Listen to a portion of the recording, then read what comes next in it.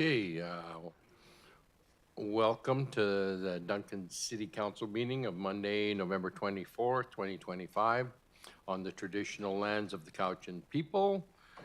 In this room are different views, different ways of expression, different emotional intensities, and different roads that leads to conclusions. May we combine clarity of mind with kindness of heart, and may we be impartial without bending to strong personalities. May we sacrifice self-interest for the good of the whole. May we do our work with love and clarity of vision for the benefit of those we represent. And with that, I call the meeting to order. Are there any late items? I see one here noted. Late item, Ms. Williams?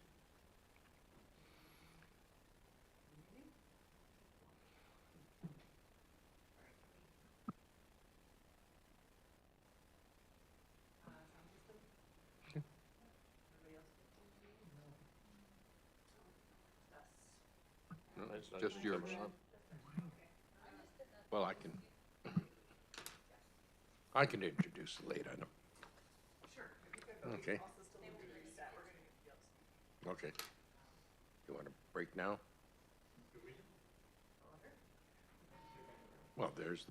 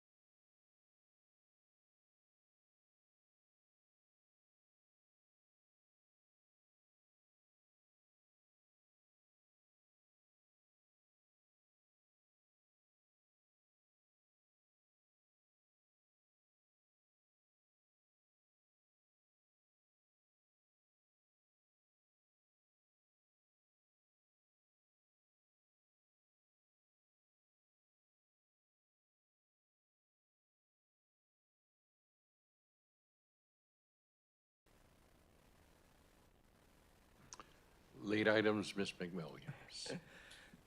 Thank you, Acting Mayor Duncan. So we do have a late item for council's consideration to be added as item 8.5, and that is regarding Bill M216. It's Professional Reliance Act. Okay, we're going to motion to approve the agenda as amended. All in favor? None opposed? Thank you. Adoption of the minutes of November 10th, 2025. Any errors or omissions? Seeing none, all in favor? Now we move to delegations. In the interests of time, we've asked that the delegations be switched around so that we can hear from the Legion first, and then so that we can have more time to deal with the Duncan citizen survey. So the Legion, go ahead, up to the microphone there. Just push the button. The green light should be on. Red light on now. We're good.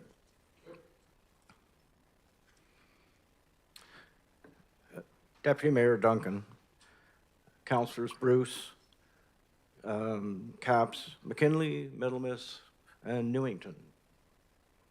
Thank you for giving us this time to update you on how the local Royal Canadian Legion branch is moving forward. My name is David Goddard. I'm the Vice President of the Cowichan branch, and I'm joined today by Suzanne Anderson, President of the Cowichan branch, and David Nielsen, President of the Chemainus branch. Situation. The Cowichan Legion branch 053 has been serving the Duncan area since 1926. Our centenary coincides with the Royal Canadian Legion centennial in 2026. Prior to 1926, We were the Canadian Legion of the British Empire Service League number 53. In the past 10 years, the Cowichan branch has worked through some challenging times, and presently the branch is not sustainable. Moving forward, the choice to the branch was closing and losing local services or considering other options. Changing circumstances and the lack of a fixed location, Royal Canadian Legion Cowichan branch has started the process of merging with Chemainus Branch 191. An amalgamation committee was struck and discussions have taken place. Both branches sought and received membership approval for the amalgamation of Cowichan and Chemainus. The proposed new name for the branch would be Royal Canadian Legion Branch Chemainus Duncan, functioning out of the Legion Hall in Chemainus. This is all subject to final approval by Royal Canadian Legion Dominion Command in Ottawa, which we expect to happen early in the new year. Membership. At present, the current membership is Cowichan Branch 53 has 70, and Chemainus Branch has 300, giving us a combined total of some 370 members. The Royal Canadian Legion has announced that in the calendar year 2026, in celebration of their centennial, new members will get their first year free. Please join us. Responsibility. The task and mission of the Royal Canadian Legion since 1926 is to serve veterans, including military and RCMP members, their families, along with our communities and Canada. We have been an intrinsic part of the social fabric for 100 years. Both communities will continue to be represented and served by the new branch. We will continue with the Poppy campaign in Duncan, along with all current remembrance services. Each Legion has a branch service officer whose role is to confidentially assist veterans in need. The new branch will maintain 2 Legion service officers to assist local veterans in each community. Assets. At present, the principal asset is the building in Chemainus with a hall and lounge. Cowichan Branch 53 has been without a permanent structure for many years. The vital focal points for both branches are the cenotaphs in Chemainus and Duncan. These are pivotal for both communities and for the Cowichan Valley. This merger will ensure continuity of care and attention for these memorials and related ceremonies. Community support. Through our annual Poppy campaign, we raise funds that stay in our communities to support these activities, assisting veterans, past, present, and future. Sea, Army, and Air Cadets, food banks, homeless veterans, student bursaries, writing and arts programs. And just as a side note, through our annual poster literary remembrance contest, local student entries have progressed up to zone, provincial, and the national level. In 2021, a Duncan Christian School student was first place winner at the national level for her black and white poster, which earned her a cash prize and a paid trip to Ottawa. Her poster's being circulated for you to have a look at. School and track and field sports, school awareness and education, Remembrance Day and 4 other remembrance services, cenotaphs in Duncan and Chemainus, cemeteries with veteran sections. We participate in funeral services for veterans. We're a history of repository for the region and communities. Community education as a national institution entrusted with care and remembrance. And we provide a buddy check program for for veteran connections. We appreciate the support the City of Duncan gives to the Legion and wish to assure you that all of these programs will continue in this community. In 2024, the Poppy campaign for Cowichan branch raised $47,000. And in 2025, we've raised nearly $38,000 and still counting. All of this stays to support veterans in our community. Our fundraising extends beyond the city limits of Duncan and includes areas of North Cowichan. The Poppy Fund also provides the resources to enable service officer to support and assist local veterans. And I'm happy to have Greg Sumner, the Cowichan service officer, with us. The Poppy Fund, the amalgamated branch, will maintain 2 service officers to ensure that veterans in both communities continue to have access to services, and that we will be able to continue to strengthen the partnerships with agencies serving veterans that we work with and support through the Poppy campaign. Thank you for your time and attention, and we would be pleased to answer any questions you may have. Thank you very much. Are there any questions from council? Go ahead, Councillor Newington. I don't really have a question, but I do have a comment. I go to a lot of the little services at the cenotaph, and I'm always very, very pleased of the turnout of you folks to remember them. Thank you very much. Thank you. Go ahead, Councillor Bruce.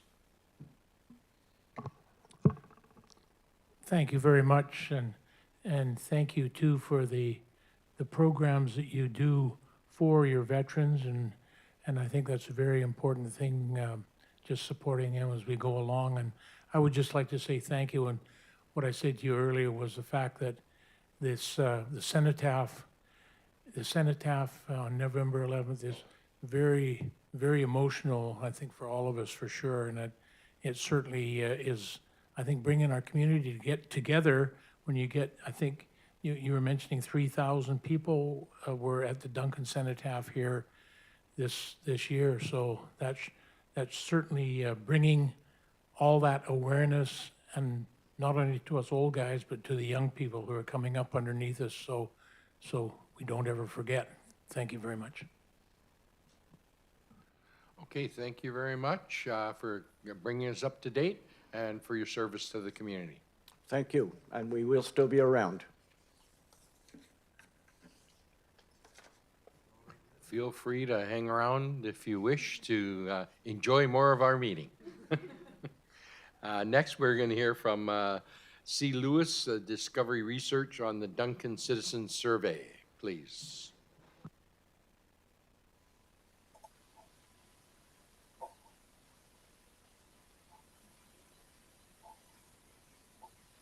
Hello?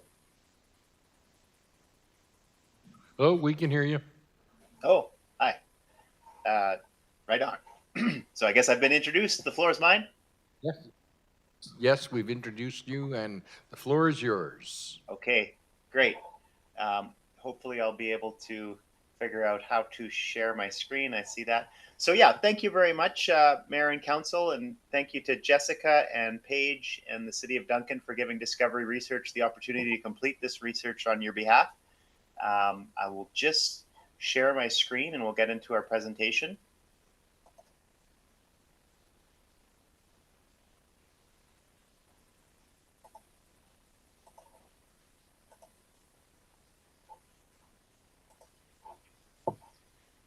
Hopefully you can see that. Yes, thank you. Okay, great. So this is the 6th wave that Discovery Research has been responsible for completing this survey on behalf of Duncan. We've chosen a randomized mail survey for our methodology. We sent surveys to 1,500 randomly chosen households, apartments and households within the boundary of Duncan. We ended up with a final sample of 302, which is a little bit less than we've had in previous years as far as our completion rate goes. We ran into an issue right at the end of the collection period with the mail strike, so we kind of got cut off before the end of our collection period, but sample size of 302 is still adequate and still provides a representative sample. Statistics with that sample size are accurate within plus or minus 5.7% at the 95% confidence interval. The final statistics were weighted so that they were representative of the actual population proportions based on age as taken from the 2021 census. So the final statistics were based on 30% in the 18 to 44 age group, 28% in the 45 to 64 age group, and 42% in the 65 and older age group. Getting into the results, quality of life in Duncan. So you can see that throughout these charts, the 2025 rating is in this beige color. So the overall quality of life in Duncan was given a 6.3 rating out of 10 on a 10-point scale, with 1 equal to poor and 10 equal to excellent. It's trending in the negative direction. Duncan as a place to retire was given a rating of 6.4 out of 10. Duncan as a place to raise children got a rating of 5.5 out of 10 in 2025. On a scale from 1 to 10, with 1 equal to strongly disagree and 10 equal to strongly agree, how would you rate your agreement with I receive good value for the taxes I pay? Got a rating of 5.3 out of 10. In general, I believe the city of Duncan is doing a good job, 5.5 out of 10. Duncan listens to citizens and encourages their involvement in making decisions, got a rating of 5 out of 10. How would you rate your overall satisfaction with the services and programs provided by the city of Duncan? 18% indicated they were very satisfied, 32% indicated they were somewhat satisfied, 30% were neutral, 12% were somewhat dissatisfied, and 8% were dissatisfied in 2025. Compared to 5 years ago, how do you feel the quality of life for Duncan residents has changed? 7% indicated that it's better compared to 5 years ago, 30% said no change, 63% said worse, and we didn't have anyone indicating not sure this year. Compared to 5 years ago, do you feel Duncan is a safer place to live? 4% indicated that yes, it is a safer place compared to 5 years ago. 27% indicated that it's the same, that it's level of safety compared to 5 years ago, and 69% said it's less safe than 5 years ago. In your opinion, what is the single most important issue facing the city of Duncan? 60% gave answers related to crime, the safety of citizens, homelessness, drugs, need more police and bylaw was the most important issue facing the city of Duncan.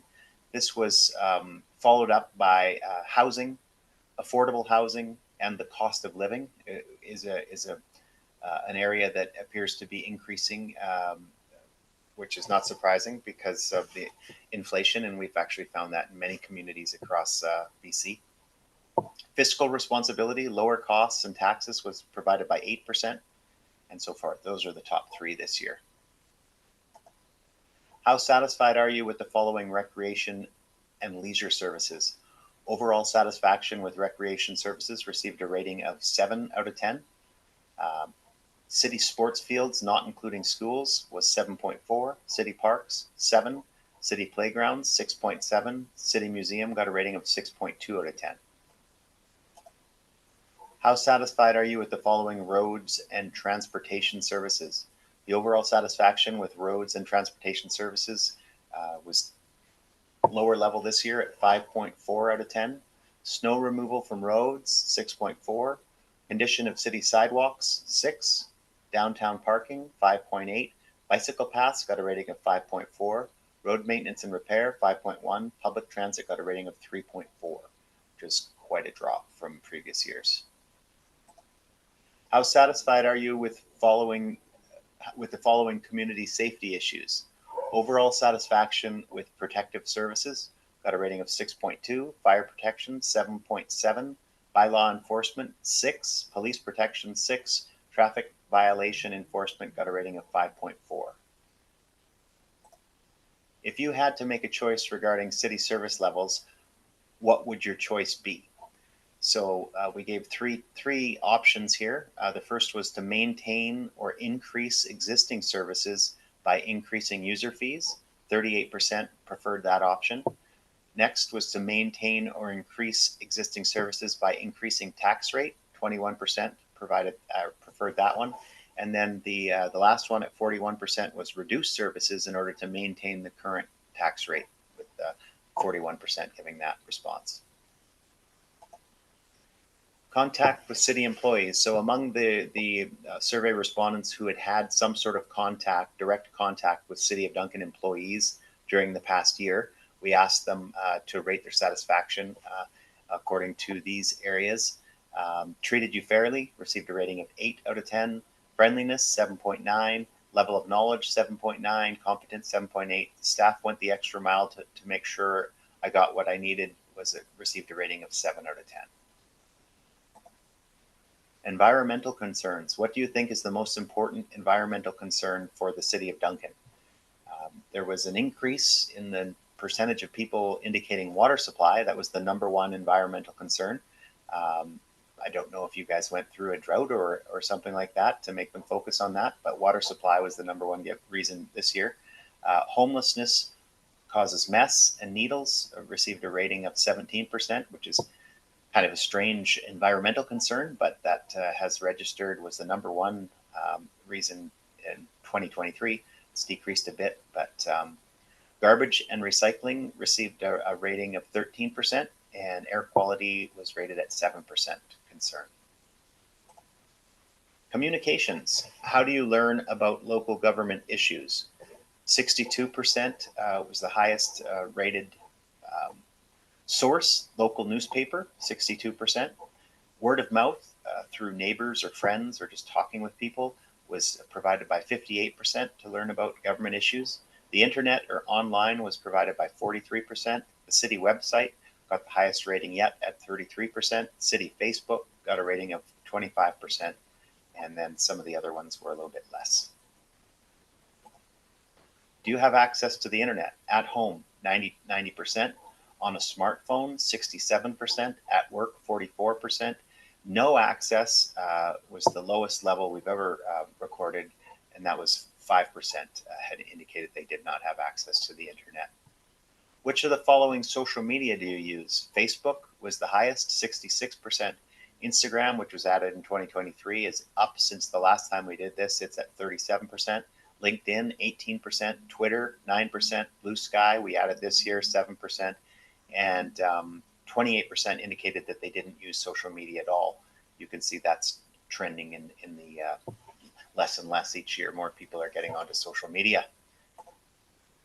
How would you like the City of Duncan to communicate information to you? City newsletter mailed to you was the most popular response at 53%. Direct mail, 43%. Email, 41%. Local newspaper, news articles, 39%. City website, 30%. And so forth. In general, how do you feel about the amount of information provided by the city? 84% indicated that adequate information is provided. 16% felt it was too little information, and 0% said too much information, and then there once again 0% said not sure. So the two answers were adequate or too little.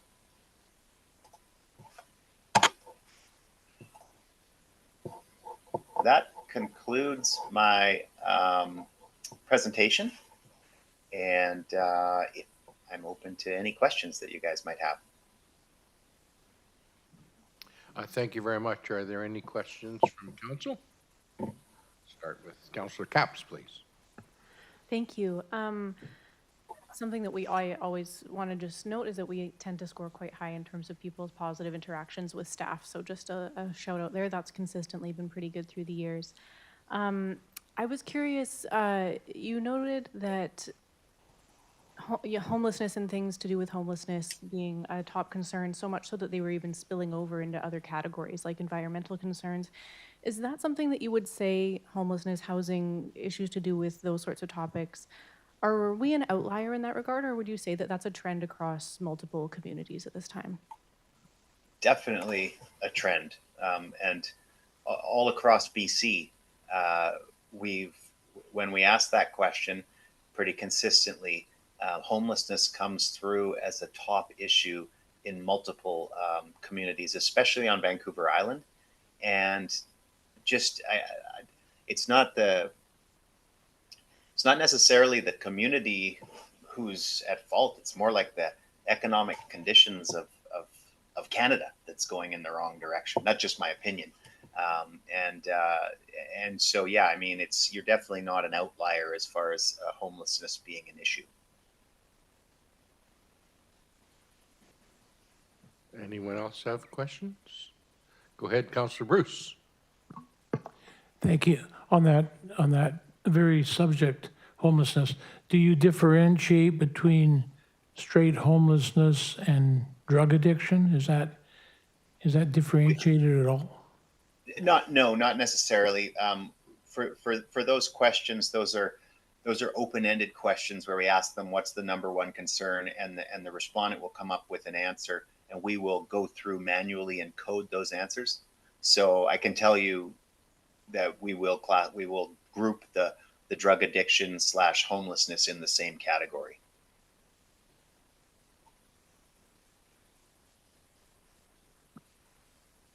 Anything else? Oh, go ahead, Councillor McKinley. At the beginning, you said you had 1,500 mail out.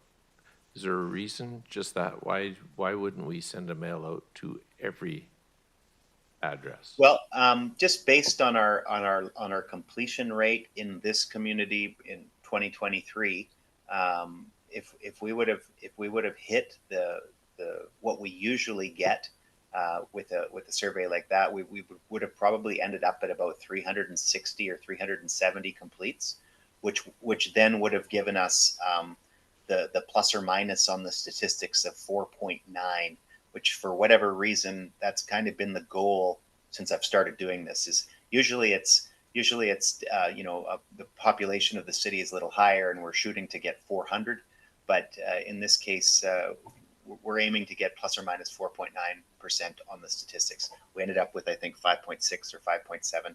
So that's the reason. I mean, we could do a census where we mail it out to everybody. It's just expensive because of the postage of sending it out. Go ahead, Councillor Caps. Thank you. Sort of just a comment to that regard as well, that I think it was around 300 people that responded to something. 1,500 sent out, around 300 responded, and then you notice things in the survey results that kind of answer that. Overwhelmingly, people saying, I prefer correspondence by direct letter mail, direct newsletter mail. So we're getting specifically, it's just kind of interesting, specifically people who prefer to send and receive mail are sending the mail back. I just wonder if there's anything that we could do to try to increase the response rate. I think it would be, the more people that we hear from, the better and more accurate the results are. So just as more of a comment, that I think it would be great if we could somehow encourage more people to respond. We did have some different methodologies. We also had, as you probably know, we had the public survey that was posted on your website, and I assume that is the case. Let me just. Yeah, so we didn't get a big response rate in that, but it was there for anyone to complete. We keep those responses separate from the mail survey because it's the randomness of us in the approach of the mail survey. That's important to get a representative sample. When you open it up to a public survey, anyone can respond, and you end up getting people that are more connected to a topic, or more angry or more happy. But what has occurred in some other communities is they've really put some money into advertising that public survey, and they've had a higher response rate. So we end up with 400 surveys that we get in the scientific methodology of the mail survey, and we also get 400 surveys from the public survey, and we can then compare the results of those surveys, and usually they back each other up, at least for the most part. Councillor Bruce. He pretty well answered my question, though, because it was just the fact that we also sent it out on our city website. Is that correct? Yeah, we had it posted there, and I believe there would have been some advertising probably on your Facebook page or something along those lines. It didn't attract a lot of responses, but those results can be seen in the appendix of the report. It's the last column of the appendix of the report. It's called Public Survey Results. And we also allowed people to complete the actual mail survey by using their phone if they wanted to. In the letter that we included with the survey, there was a QR code. And so those people who didn't want to use mail, they wanted to do the survey online, they could use that QR code, which was printed on their cover letter. And that's part of the 302 surveys that we ended up reporting. Any further questions? No? Well, thank you very much. I think that, as Councillor Capps pointed out, mail-in is the way that our community values to receive information. So perhaps before we do the survey next time, we can look at a direct mail of some sort, because it can be not too expensive to mail out to the 3,500 households in the area. Okay, thank you very much. Absolutely. Sounds good. Right on. Thank you very much for the opportunity.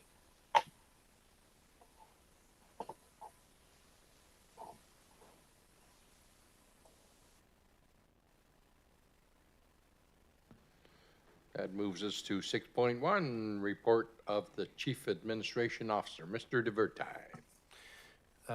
Thank you, Acting Mayor Duncan. So the Gibbons Reservoir relining, the contract has been awarded, and work is anticipated to start towards the end of this month, which we're getting pretty close to, obviously. The Coronation Avenue bike lanes project completion is now anticipated to be later this month, may push now into December. There is a number of small deficiencies that are currently being addressed. The 50 Coronation Avenue, which is was previously a 131 unit rental apartment building that had a 6-story building that had been reviewed by the ADP in 2023 and also been provided a application review letter by staff. Since that time, the applicant has explored other development concepts for the property as an alternative to a rental apartment building. So the applicant has now advised the city that they have partnered with Richer Health, who is proposing to develop a health hotel and wellness center on that property. Conceptually, the new development would consist of 172 guest suites, health and wellness services, and a restaurant. While the proposed uses are permitted under the zoning for the property, council approval of site-specific zoning amendments may still be required to support certain development parameters, for example, the building height. Once a formal submission is made to the city staff, then the additional information will be provided to council for your consideration at that time. The development at 442 Festivert, that's a 13-unit townhouse development that was reviewed in earlier 2025 by the advisory design panel. The building permit application for that has been submitted to the city. And the update on the 490 Festivert, which is an 11-unit townhouse development project as well on Festivert Street. So the application review letter has been provided to the applicant there for that one as well. 2026 budget meetings were held on November 3rd and November 10th to review the operating budgets for 2026 and rescheduled to the 24th to review the 2026 capital budgets. So we had some good progress or updates for council and feedback for that today, which was great. Thank you. The 2026 business license renewal invoices have now been mailed. Payments are due by February 28th of next year. If you're no longer operating your business, please let us know at City Hall, so we won't send any reminders out. And I think that's pretty much it. As we, oh no, one more. Sorry.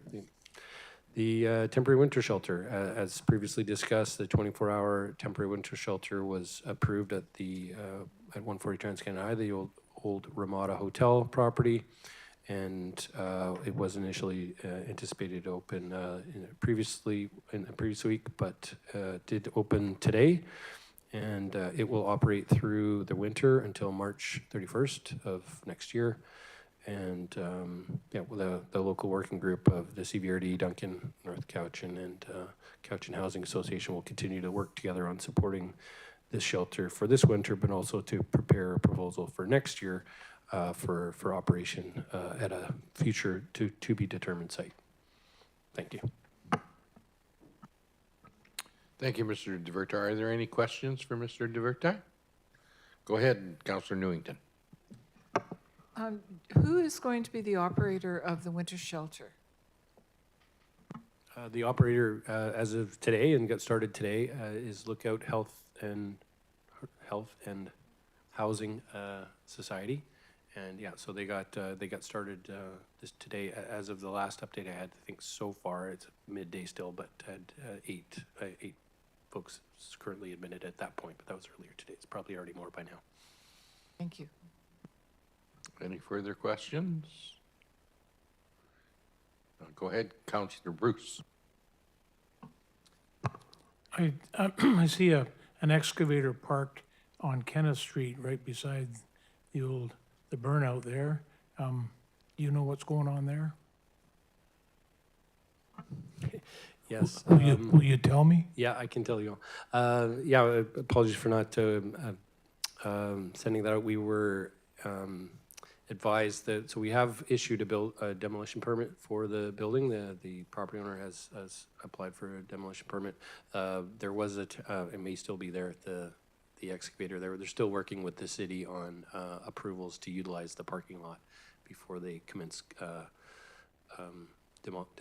demolition, sorry. So it'll probably be maybe a little over a week before things actually get rolling, so. Go ahead. On that project, what stage are we as far as continuing the build on that old burn site? The initial inquiries by the building owner and their representative were to reconstruct utilizing much of the original structure as they could. They have since determined that they'd instead demolish it. So we don't have any current plans for what they intend to construct afterwards. So currently we don't have an application for what will be built after the demolition. Just straight demolish at this point. No further questions. Looking for a motion to receive the administrative officer's report for information only. All in favor? Any opposed? Thank you.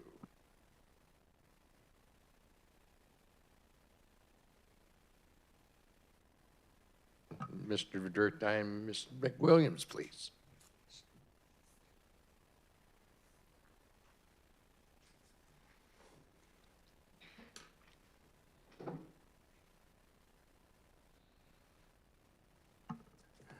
Thank you, everyone. So, as council aware, in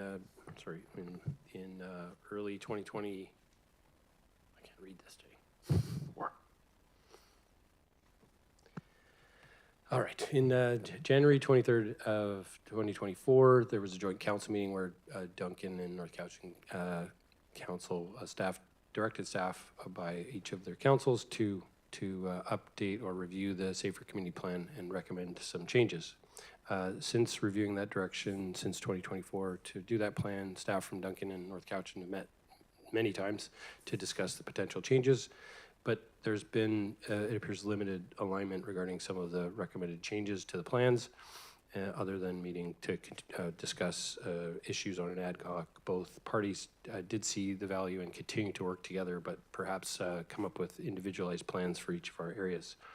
On November 10th, this committee of the whole of the city reviewed proposed two new draft documents, which have been termed the Community Safety Action Plan and a Community Safety Advocacy Strategy, to replace the Safer Community Plan and the 2020 position paper on local issues that the city has been utilizing for a number of years.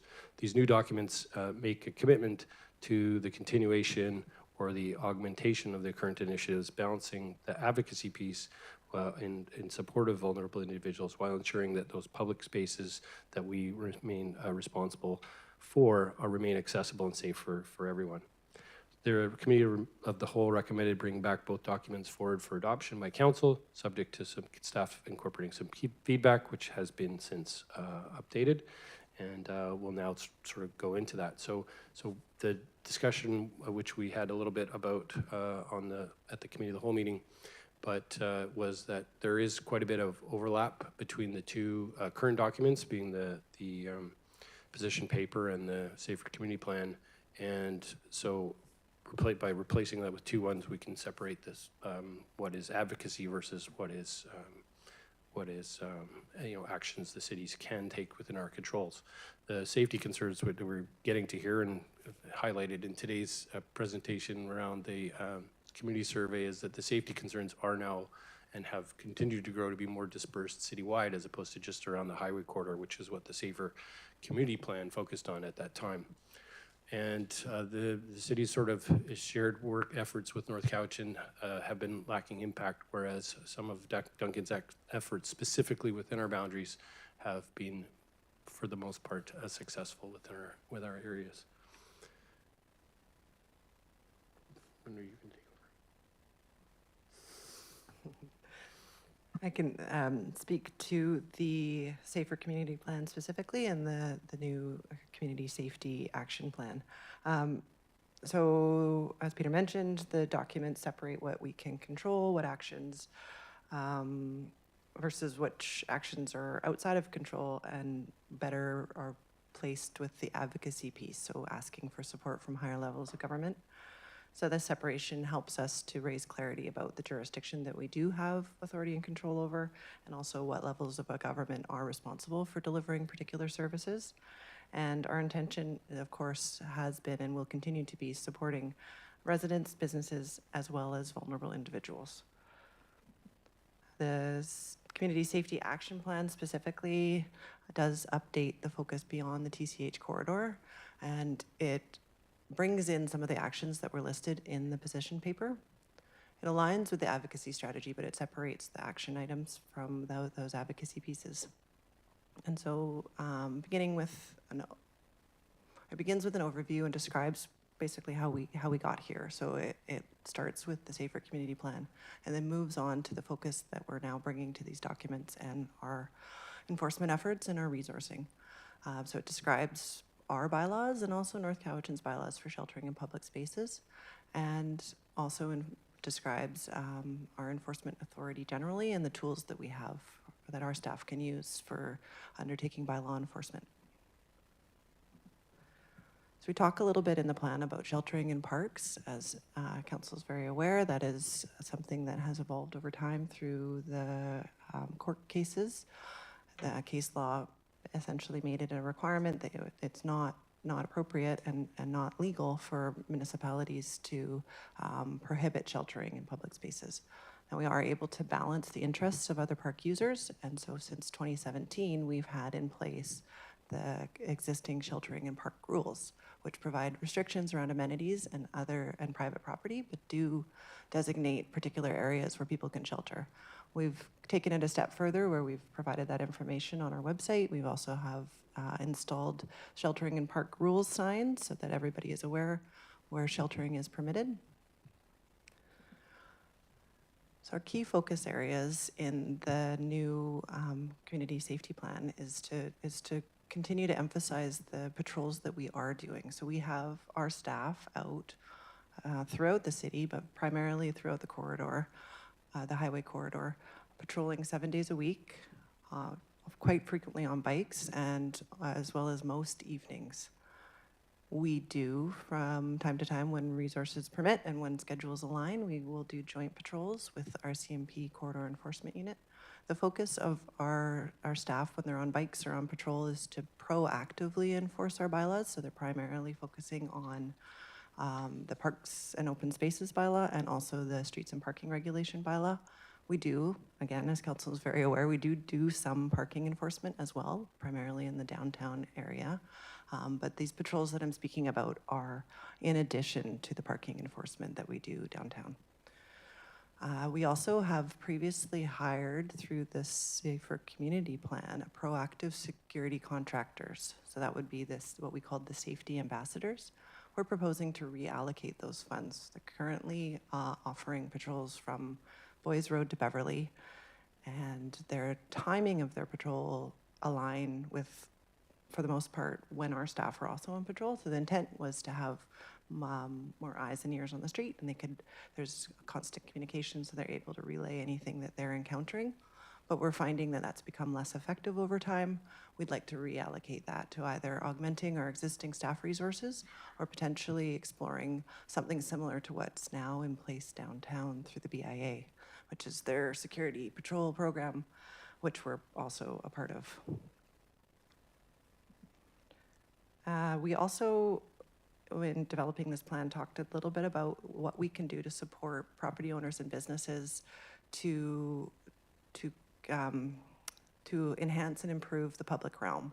So some of the initiatives that we currently have in place that we're proposing to continue are consent to enter agreements. We have made those available to some of the business owners that have been encountering some congregation issues, and we've been supporting that so if there's criminal trespass occurring on their property outside of regular work hours, if they have the appropriate signage, which we have also provided, then the RCMP are able to enforce against trespassers without having a property representative on staff, on hand.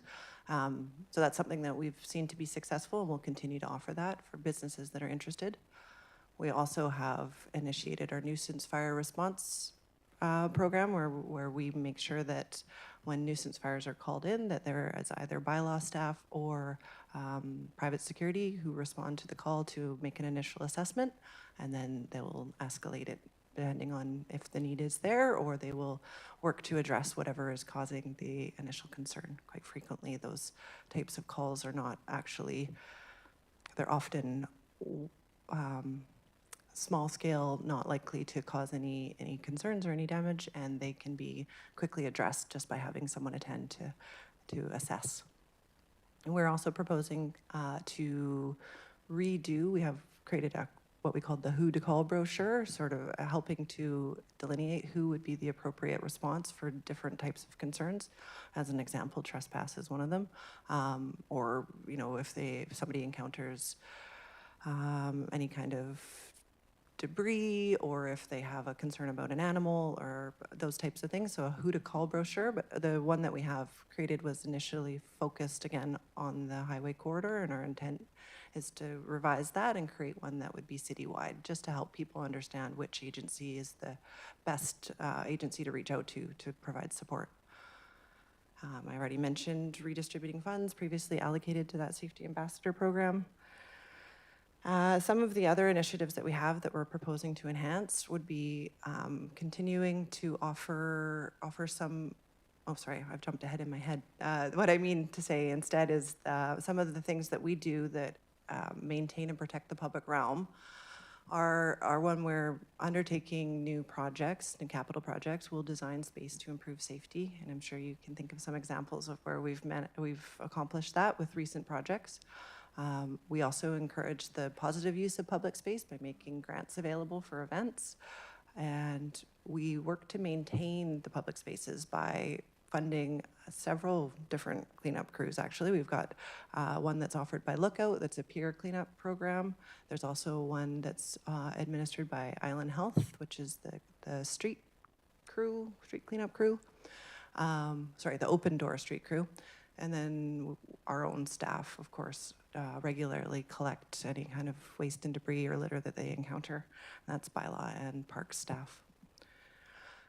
We also currently have programs that support businesses, again, to maintain and enhance their public spaces, their realms, to be inviting spaces for people to access. So we have a graffiti removal program. We're looking to increase that from $60 per instance to $100. We currently have a facade improvement program that's in addition to the one that we support through the BIA. This one is available to this city-wide, so other areas outside of the business improvement area. And so that is up to $5,000 with 50% of the costs reimbursed. And then we also have an enhanced security initiative. We're proposing to increase that from $1,000 for project to up to $2,000. And one of the pieces that we incorporated in the updated version of the plan that wasn't previously there, or that we didn't probably emphasize enough, that's now been added, is the leadership actions that are relating to community issues. So City Council and city staff have been undertaking several initiatives over the years to try to help support and address some of the ongoing homelessness and housing affordability crises that we're experiencing. So changes to our land use bylaws to support housing development all along the continuum of housing. There's been several opportunities to support the village and continue its operations.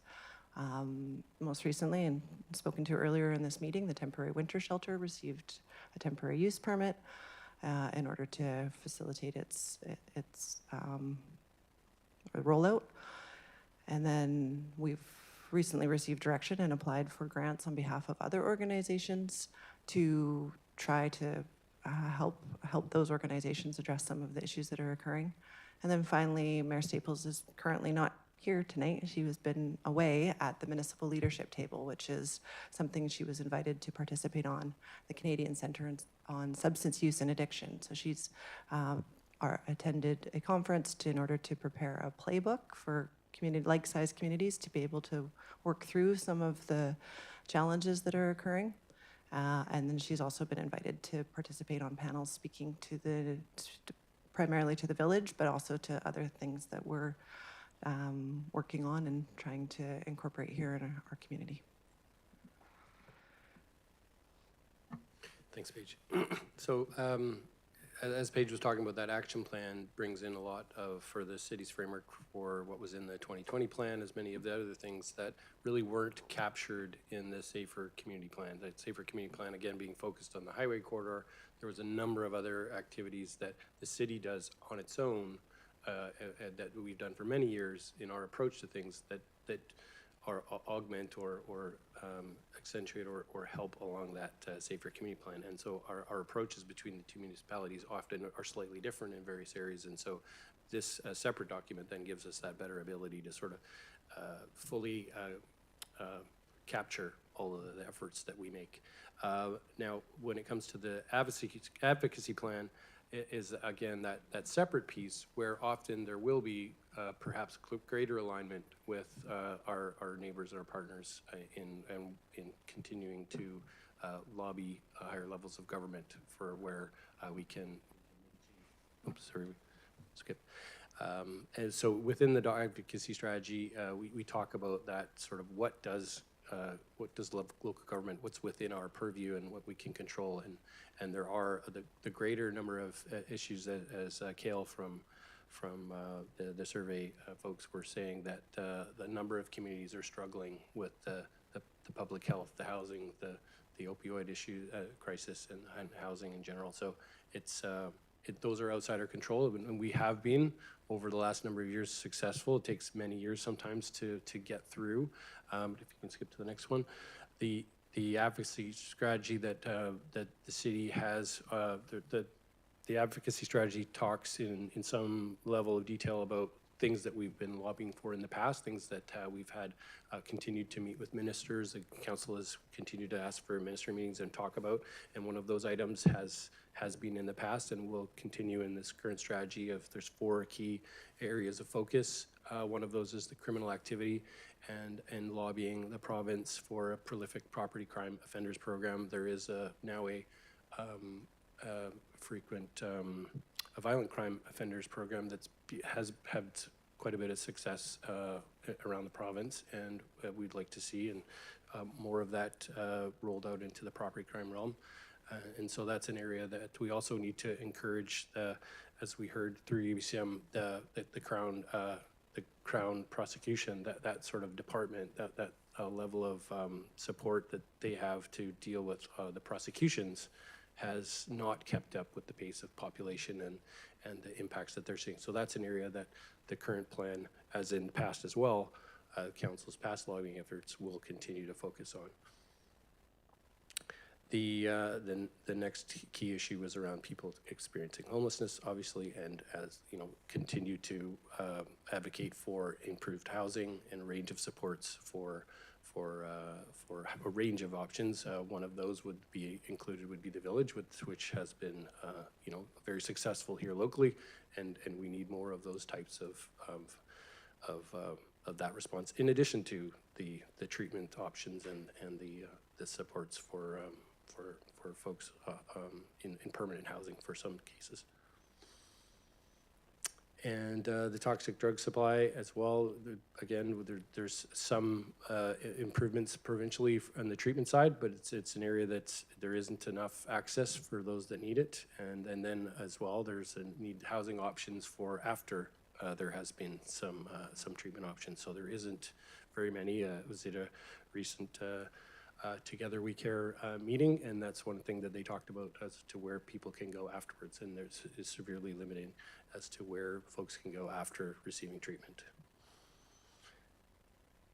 And lastly, the fourth key area of advocacy was in the lack of mental health support. So there has been discussed ever since the closure of Riverview over in Coquitlam. There's been just a lack of ability to support people in support them, and there has been a shift perhaps in the support provincially, and probably both at the provincial level and community-wise around. There are going to be some folks that just need some level of involuntary care in a wraparound services way. So yeah, I think that covers those. So the next step for council, unless you have any amendments, would be to endorse the action plan and the advocacy strategy. And then we intend to, I believe it's currently on the joint meeting agenda for Thursday. We'll present it to North Cowichan and the council, and I believe we understand we may hear about their current plans as well. Okay, thank you very much, Mr. DeVerti, Ms. McWilliams. Before I go to council for any questions, I'll just read out the motion that council adopt the 2025 Community Safety Action Plan to replace the Safer Community Plan, and that council adopt the 2025 Community Safety Advocacy Strategy to replace the position paper on local issues. Is there a mover and a seconder? Moved and seconded. Discussion or questions? Go ahead, Councillor Bruce. Thank you. Thank you, Mayor. I would support moving what we're doing here, moving to our new safety. However, I don't think it can go tonight without saying that as far as the community is concerned, we get a failing grade in our safety. When you look at what we just listened to, there's 69% of the people feel that we're less safe in our community than we were 5 years ago. That was for openers. And on the next slide, it says, in your opinion, what is the most single important issue facing the city? And it's crime, safety of citizens, homelessness, drugs, need more police, and bylaw. And that's up to 60% are saying that. So I think before we pat ourselves in the back too hard, we got to see that we are not convincing the public that we're a safe place to live. And I think that's very dangerous. I think this survey we just had done has got to be a wake-up call for all of us, because I think we're missing the boat dramatically. And when I see the language always, of course, is toxic drugs, and nobody is telling these people that all drugs are toxic. They're all poison, absolute poison, heroin, meth, everything. It's all poison, and we're not putting that out to the public or to our kids. We're telling them that they have to do certain things to stay on safe drugs. And I was reading the thing from VHA, and it had six different proposals. None of their proposals say anything like say no to drugs. There's none of that. It's all what to do to stay safe taking drugs. And anyway, it's all, you've all read it all. And I just find we get a failing grade, and I think we have to address that. Go ahead, Councillor Capps. Thank you. I think that both of these do a good job in replacing the plan and the position paper that they were created to replace. I think it's a good reminder that a lot of these things, as discouraging as they are, and as discouraging as some of those survey results are, I would not say that they were a surprise to me. It's a good reminder in here that some of these things aren't directly within what we can control or what we're allowed to control. However, it highlights that, you know, I'm in agreement that we're in a crisis situation like so many communities. So what can we do to affect it? I think it does a good job of outlining what things are the responsibility of what level of government, and making clear our commitments to keep working on these things. So it's timely. And I think, yeah, they're very clear, concise, and thorough, and make a lot more sense than the previous iterations of the plans.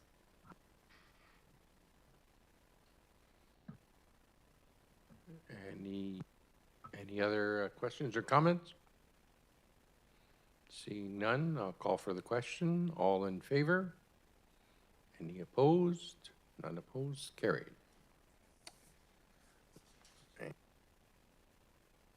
Turn that off.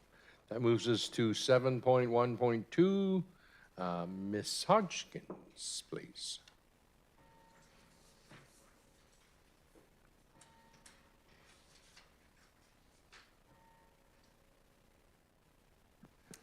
Thank you, Acting Mayor Duncan. So further to direction from Committee of the Whole, here we're presenting an update to the Council Conference and Training Policy to increase the Mayor's annual individual training budget allocation from $500 to $2,000 per year. This is recognizing that due to the nature of the role, the Mayor receives a greater number of invitations to represent the City of Duncan at various conferences and meetings with government officials. So attached with the report are the proposed changes to the policy. Thank you. Thank you very much. I'll just read out the motion. That Council approve the Council Conference and Training Policy as attached to the November 24th, 2025 report from the Corporate Services Coordinators. They're mover and seconder. Moved and seconded. Okay, any discussion? Go ahead, Councillor Bruce. I just think we should not spend more money on these types of things. Yes, they're important, but we have huge budget deficits that we have to look after, and I don't think we should be spending any more on this type of activity right now until we get more healthy. So that's my vote.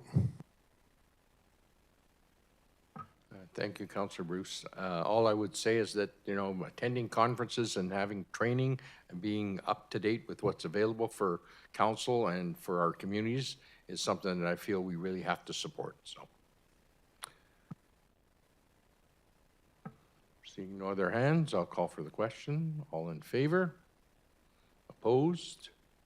Councillor Bruce opposed. Thank you. And we move on now to 8.1.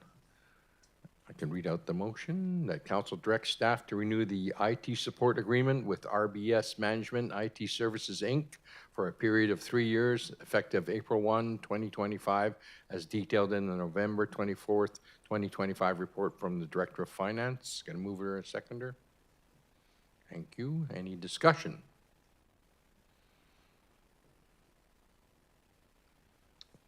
Ms. Crossman, give it a little bit of background, please. Certainly.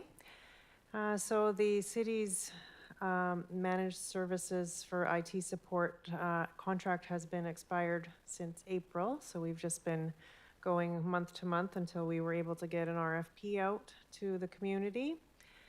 We did get quite a few responses. We received 14 proposals, and they were quite interesting to read through in detail. We had a staff team of 4 that were reading all the proposals, and we had quite a detailed scoring matrix that took into account things like their maintenance proposal, support, monitoring, what their team was made of, their experience, their help desk proposals, the social value that they were bringing to the community, and finally the price. And so points were awarded for all those different sections, and then were all added up and averaged out, and RBS was scored the highest. They are the current company that is providing our IT support for the past few years, and they are right down the road.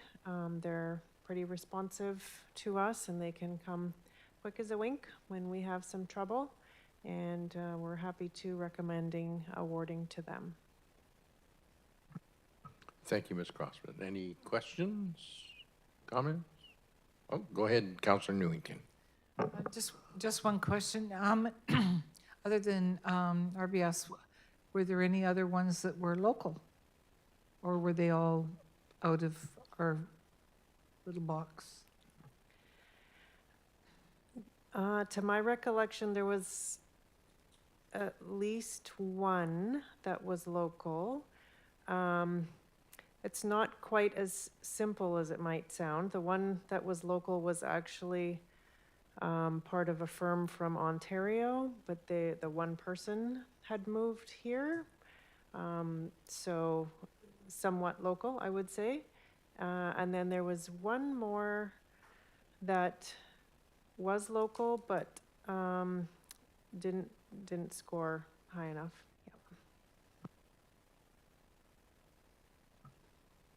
Yep. Seeing no other questions, I'll call for the question. All in favor? Opposed, if any? Carried. The next one.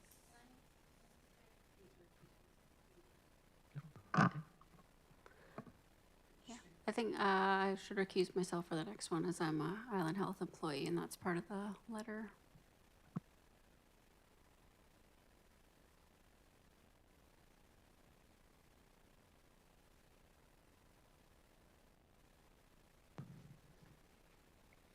Okay, that's 8.2. I'll read out the motion. That the mayor be authorized to sign a joint letter with North Cowichan, Lake Cowichan, Ladysmith, and CVRD to the Ministry of Health to request that the province and Island Health explore the possibility of redeveloping the existing Cowichan District Hospital site for an addiction treatment and recovery center and a facility for individuals with severe mental health conditions. Is there a mover and a second? Moved and seconded. Discussion. Did you want to give us a little background, Ms. McWilliams? Absolutely. Thank you, Acting Mayor Duncan. As Council will likely recall, there have been previous opportunities to correspond with the Ministry of Health about being involved in future discussions of the use of the site. Last time we wrote was earlier this year in May, and it's my understanding that we have been provided some assurance that there will be an opportunity to provide input. However, we were recently asked, as you can see, by North Cowichan to be signatories on a joint letter, again asking for input and consideration of the future use of the site, this time to explore the possibility of redeveloping the site for an addiction treatment recovery center and a facility for individuals with severe mental health issues.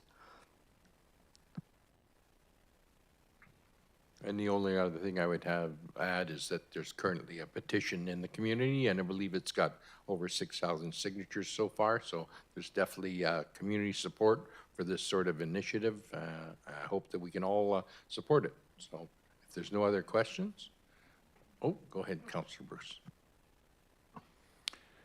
Yeah, this is good. Why why would we put them down to just those? Why would we not ask that the province look at all types of uses for that building, including seniors home for the homeless senior, for the homeless? Why would we not include that in this? We're limiting what we're asking them to do. They may have other plans for it. Just wondering why we wouldn't ask for the seniors particularly, housing project. Thank you, Acting Mayor Duncan, through to Councillor Bruce. Well, in the past, we have asked specifically just to be included in the conversation, to have an opportunity to provide input, and then, of course, should that opportunity arise, you could propose any potential future use. In this instance, we're being invited by North Cowichan, who has put forward this letter, so their specific interest is for the uses as I previously mentioned. That certainly doesn't preclude council from when engagement is conducted to present other options as well.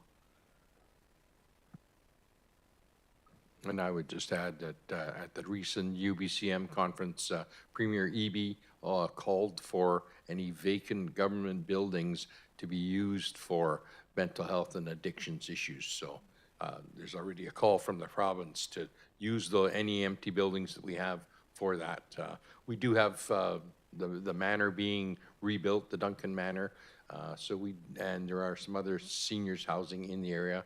So I think that when it comes time to discuss it, that'll definitely be on the table as well.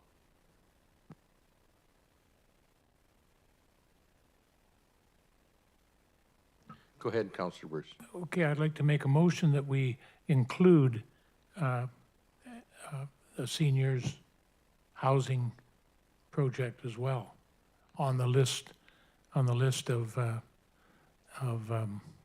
ideas. Okay, is there a seconder for that? I think that the motion would actually be out of order because we were requested just to be a signatory, not to amend this motion. This motion was brought to us by North Cowichan, so I don't think that it was up to us to amend it. We will be in a meeting on Thursday, and I think that might be the time to discuss it with North Cowichan.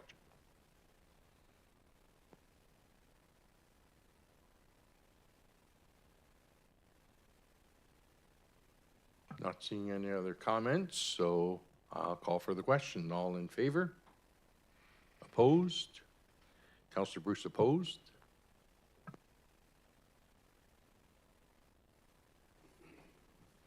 Paul's 8.3, policies for repeal and amendment. And that'll be Ms. Hodgkins again. She's wearing out the rug there, back and forth.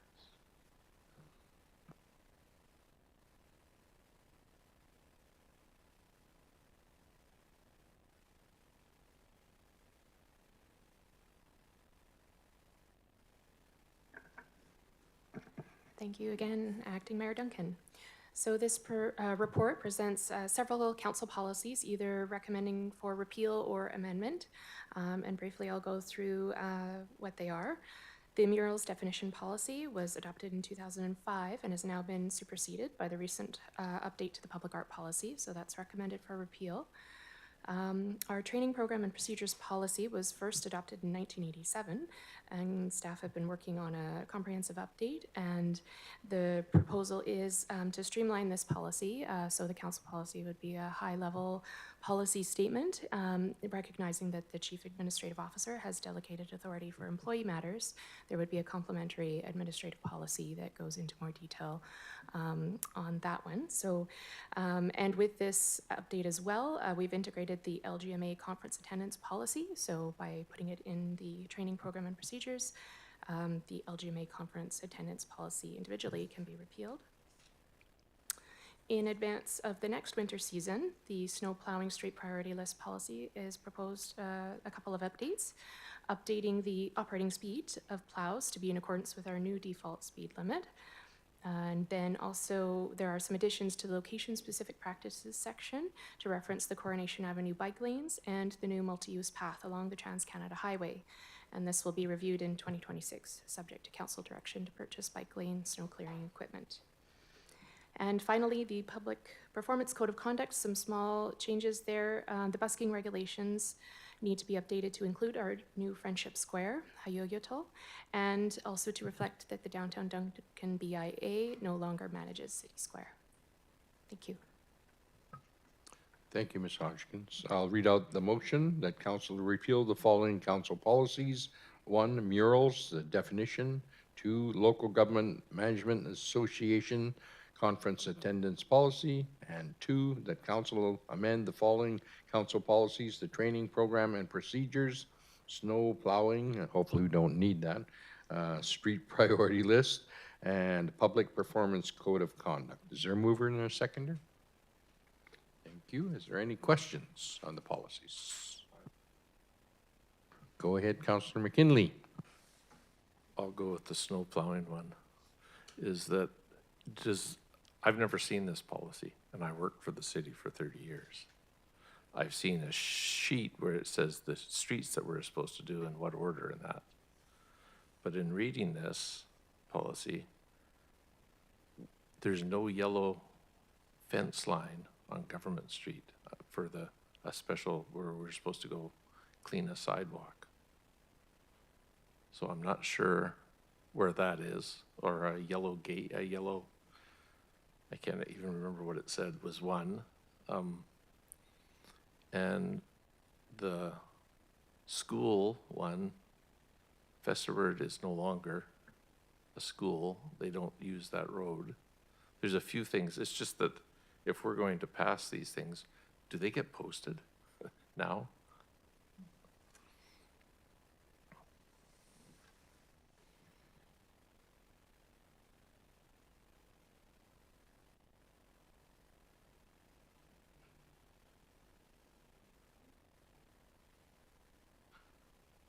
So I think with the changes that were presented here, they were reviewed in terms of some of the new features that were added, like the bike lanes and the multi-use path, as well as the speed limits. So they were kind of responding to some recent changes. But certainly, if council is identifying other things that we should look at, we can definitely go back and take another look at that policy.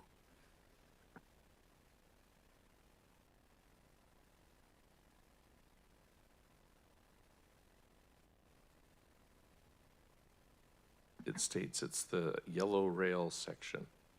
Well, that's, yeah. Go ahead, Ms. McWilliams. Sorry, thank you. It's making reference to the new urgent and primary care center, the small portion of bike lane that is there. Is that helping to explain what they're referencing there with the yellow railing section?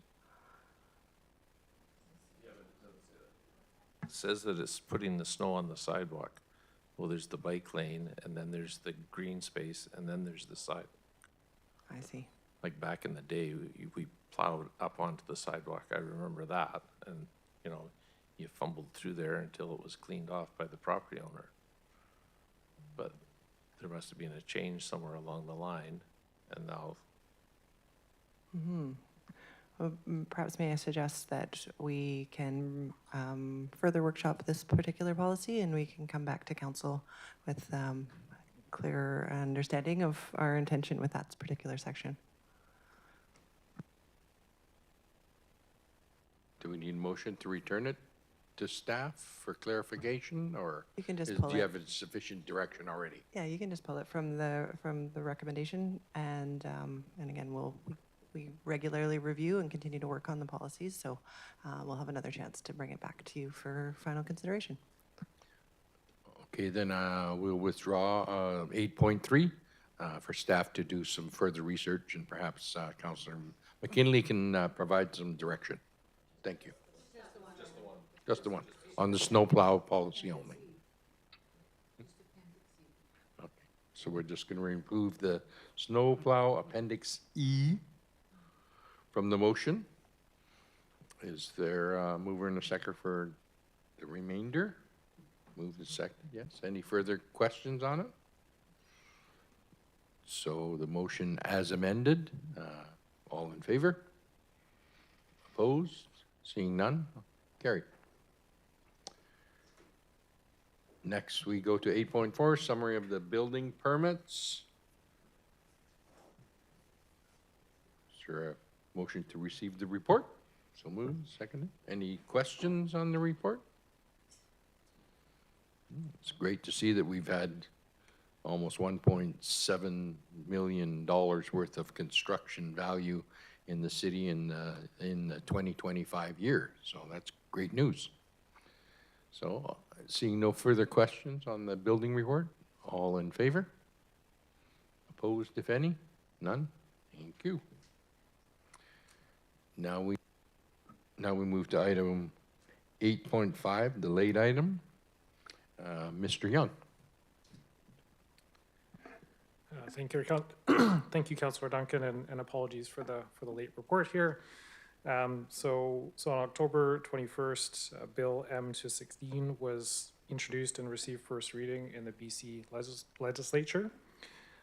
If passed, Bill M216 would enact the Professional Reliance Act, which is attached to the staff report. Yeah, it's a pretty significant piece of legislation that has significant consequences for local governments, and to date there has been no consultation with local governments on this proposed bill.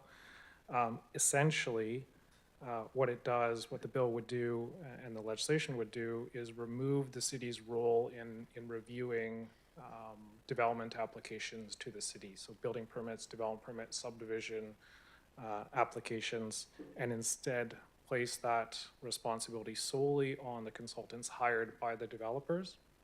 So the developers' consultants would be determining whether their plans and submissions comply with city bylaws, not the city, not council, not city staff, not the advisory design panel. Obviously, there's some fairly significant concerns with that. UBCM has written a number of pieces on this and is encouraging local governments to express their concerns. The bill has received a second reading now in the legislature, and they're now looking for input from local governments and others as well. And staff are recommending that council direct staff to submit the City of Duncan's objections to the proposed legislation formally through that process. Again, the submissions from UBCM, the analysis there, a letter from the Planning Institute of BC, are attached to the staff report. Those include a pretty detailed analysis of the potential implications. And in fact, if passed, if you look on page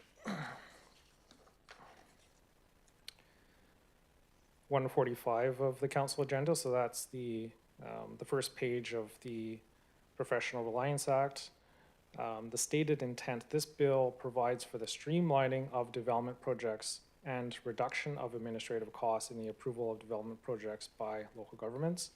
And as noted in the analyses, it's likely that the legislation would actually have the opposite effect and would actually slow down development projects and housing in particular. I'm happy to try and answer any questions on the proposed legislation, but the recommendation is that council direct staff to submit the city's objections to the legislation. Thank you. I'll read out the full recommendation that council direct staff to submit this to submit the City of Duncan's objections to the proposed Bill M216 Professional Reliance Act to the Select Standing Committee on Private Bills and Private Members' Bills. Is there a mover and a seconder? Seeing any further questions for clarification to Mr. Young at this time?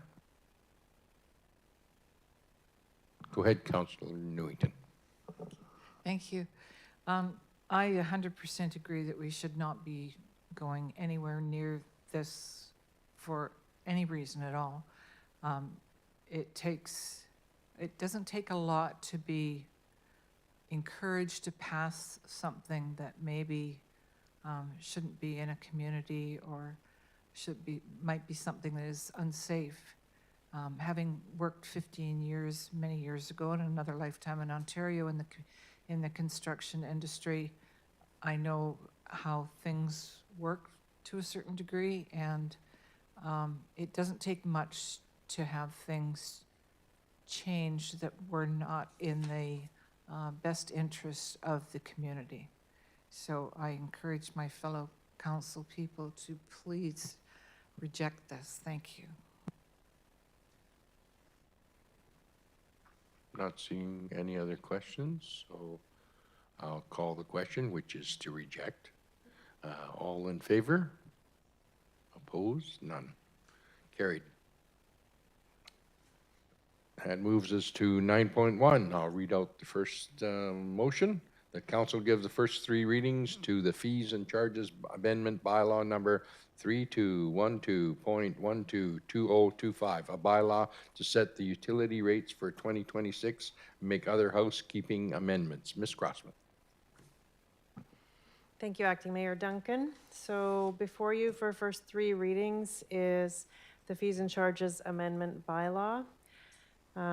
Committee of the Whole reviewed the operating budgets at different meetings in November, and these were the recommendations that came out of those meetings. So starting with garbage and recycling rates are showing an increase of 2.75%. We have sewer rates with an increase of 13.6%, mostly attributed to capital contributions, capital projects. Water rates are increasing by 10.9%. A combination of a new operator and also a lot of capital projects that are necessary. We've got some adjustments to the large multiple dwelling charge and the 19 millimeter meter service charge. And those are just to phase one out and switch it over to the other. And outside the city boundaries, the water rates have the same increase, 10.9%. And then there's two little housekeeping amendments. The first one is under the business licensing section.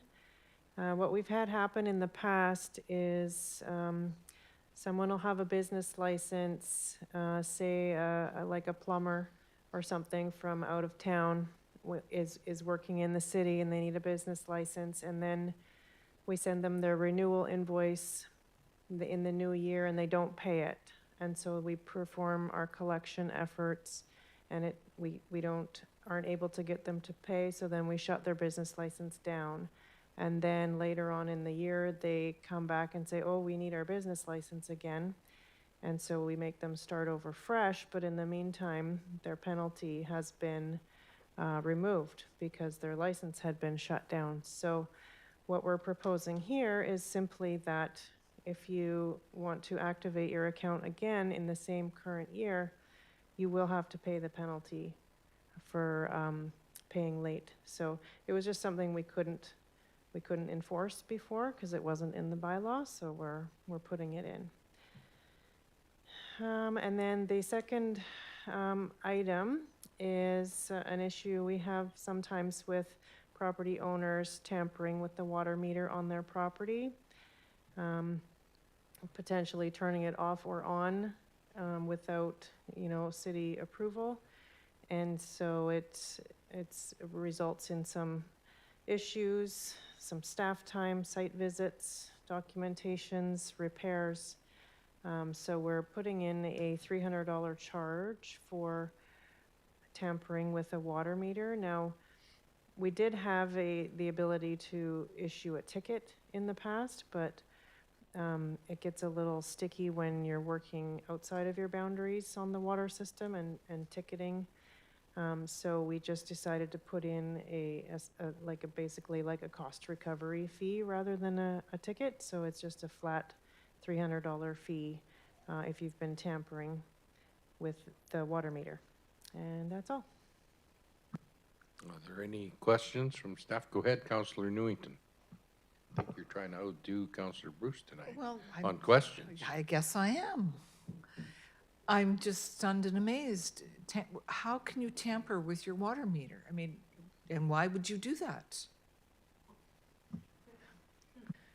Well, sometimes people want to turn it on early before we've like activated it on a new construction, maybe. And so it's not, we weren't ready to turn it on, but they want it on, so they turn it on. Different things can happen, yeah.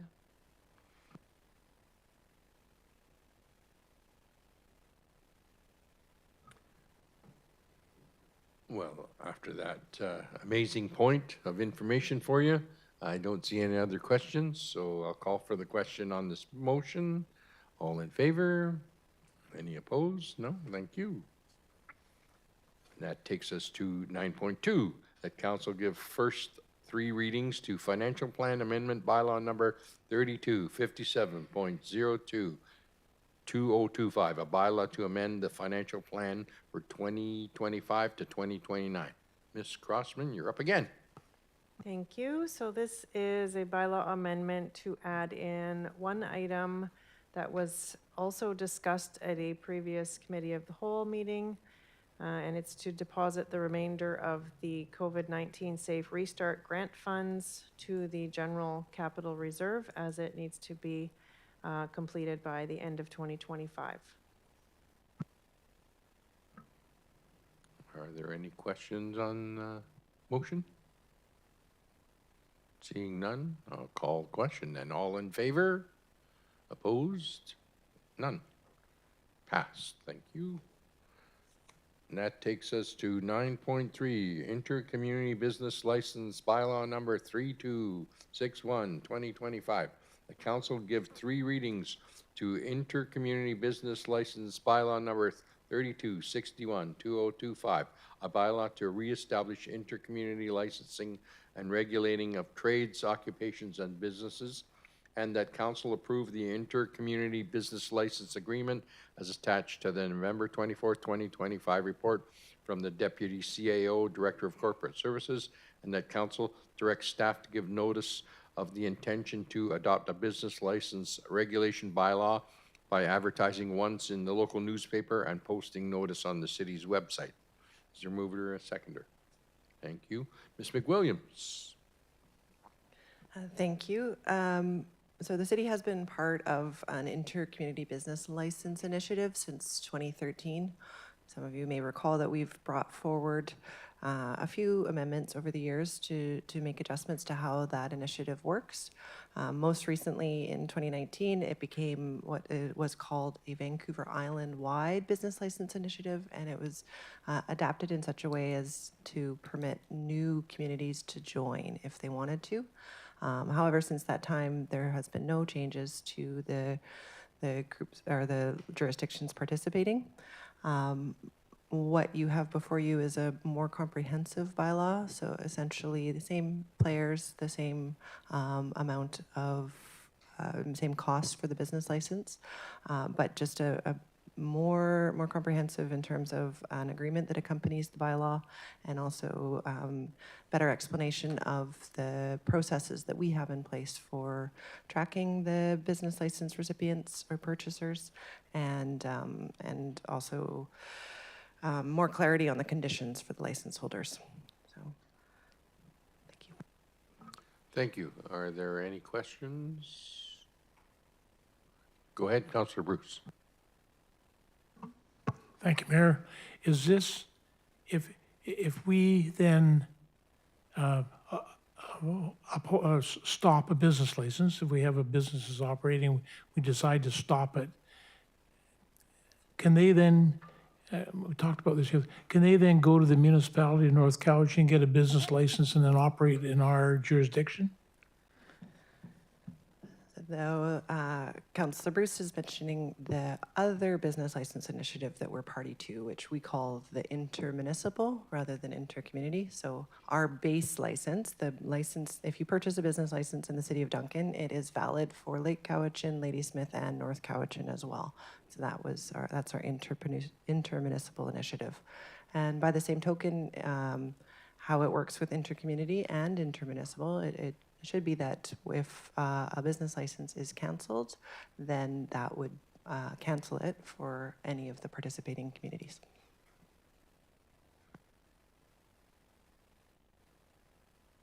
Go ahead, Councilor Bruce.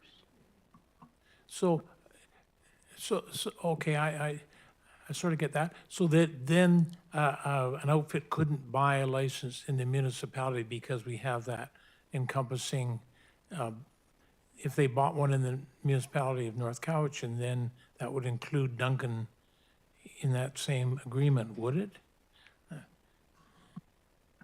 Yeah, so any municipality can bring in a business license bylaw that applies only to their jurisdiction. The legislation does permit us to have initiatives that span multiple jurisdictions. In our region, there is, as I understand it, only the intermunicipal, for Duncan, the only business license that we make available is one that would be valid in all 4 participating municipalities. And I think that this would be a good opportunity because we've recently refreshed and gone through a fair amount of effort of sitting with our partners on this initiative, the intercommunity one. This would be a good opportunity for us to also then go and revisit the intermunicipal business license initiative, just to make sure that we have added some of this additional clarity around definitions and around application and how that should work. So that would be something that we can take on likely in the new year, subject to availability with our partners. Does that give you the answer? Yeah. Okay. Seeing no other questions, I'll call the question. All in favor? Opposed, if any? None. That takes us to 10.1, reports of mayor and council. Any reports from councilors? And since the mayor is not here, we can wait for her report. Go ahead. Sorry, I don't usually do this, but I actually have a question, and I don't necessarily need an answer to it just at this moment, maybe later. I'm just a bit struggling with one of the comments earlier about the action plan and the advocacy strategy and the reference that we, presumably the city, are getting a failing grade regarding that. So the advocacy strategy talks actually in it about what distracts the city from its past advocacy efforts and speak specifically to comments like that have led some to believe that there's this false narrative that the city's not doing what it can, or that we don't care, or the council doesn't care about what's going on in the community. And the reality is that the city's, and I'm going to read straight from it, the reality is the city has been taking action in many areas, and awareness is needed of the city's actions and the limitations. And all of city council is committed to working hard within your jurisdiction on these issues and responding to and correcting misinformation or accusations takes that time away from your advocacy and the city's own staff's actions. And so these documents are not to pat ourselves on the back, and far from it. They're to confirm the city, the city's efforts, and to communicate those actions to the city's limited powers, in hopes that the public will join the city in those lobbying efforts. And so it's at UBCM, it's at those other conferences that the city raises those issues at advocacy for the province. And so if there are suggestions on something that the city can do differently, then we should talk about those and add those to the action plan or the strategy. So again, I don't need an answer today, but if there's suggestions on what we should be doing differently, then we could talk about that. Thank you very much, Mr. DeVertai. You know, there's no doubt that over the last 5-6 years, our continued advocacy has kept the village open, has been able to provide that stepping stone for people that are in crisis on the streets, and gives them that opportunity to make their way out of that. But again, I have to emphasize exactly what you've said. There's only so much within the control of the city, and I believe that just looking at the fact that our mayor has been invited to a national conference to talk about the things that we've done here in Duncan as an example for other communities indicates that we have done a good work here, and we will continue to advocacy on behalf of all citizens of Duncan. Thank you. that would take us to question period. Ms. McWilliams, any questions? No, none online, but did you want to go up to the podium there, Carol? Just state your name and where you live, not your address. I'm Carol Ann Rolls at 6135 Ryle Road, so I'm actually a North Cowichan resident, but I spend the bulk of my time within the city of Duncan. And I sat through the meeting for two specific things tonight on your agenda, and one of them was a citizen survey. And I'm glad that your CAO made the comment at the end of or towards the end of your meeting, because my question is, now what? You've done the survey. You had 320 plus people respond to it. How does that information get communicated back out to the community? And you talk about advocacy. You have 320 plus people in the city of Duncan who shared an interest in your survey and can be those advocates for the city out on the street, talking to their MPs, talking to other levels of government, writing letters to their politicians and the ministers who sit in those chairs. So use that as your leverage and use those citizens out there to support the efforts that you're doing. Jenny Capps, Councillor Capps talked about increasing the participation in your surveys. And I don't know how many of you were able to attend the webinars that our Cowichan Health Network did on the release of their citizen participation survey. A record in the community, 4,500 people in the Cowichan Valley responded to that. And a lot of that input was done by having outreach booths and volunteers sitting at those community groups and stuff, encouraging people to fill out their surveys. So when you have the 39 Days of July and the downtown Christmas specials, those are opportunities for you to have outreach workers working with the community people and getting their responses to those public surveys and utilizing that. A comment, I was disappointed to see the lower police satisfaction rate of 6, and I shared with Councillor Newington before the meeting. Sergeant Ken Beard, I think, in my opinion, has done an incredible job of being out into the community, encouraging community input, and most importantly, having increased police presence. I think there is a big disconnect between police visibility in the community, community connections, and the judicial system. So police can only do so much, and if the judicial system doesn't back them up, they're very limited in what they can do. And my experience over the last 25 years involved in community safety, when the public says, why call the police, there's nothing they can do. The police showed up, they gave you some options. If the Crown decides not to pursue charges, that's where the disconnect is. And I think there needs to be more public education, a community forum or participation activity done by somebody, it doesn't have to be council, that brings police prevention and the judicial system together so that the community can actually ask questions on how do those charges go from an arrest through to the court system. Not done yet. I'm glad Councillor McKinley raised the issue regarding the snowplow priority.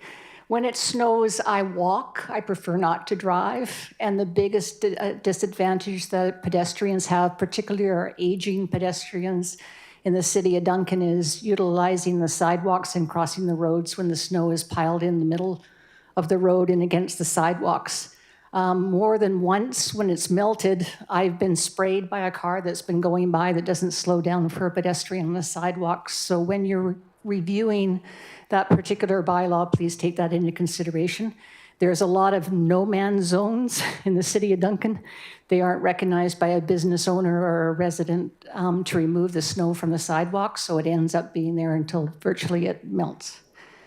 And my last little plug, because I've only commented on Facebook and I haven't done a pitch before council. The administrator's report talked about the Duncan crosswalk improvements and the installation of a rainbow crosswalk. You heard from the Legion today that the branch will be shutting down, and I've publicly commented numerous times on If it's not too late, you already have a rainbow crosswalk on Duncan Street. Please consider installing a veterans crosswalk because it'll cross and give visibility from Duncan Street into Charles Hoey Park, which is named after a City of Duncan veteran. Thank you.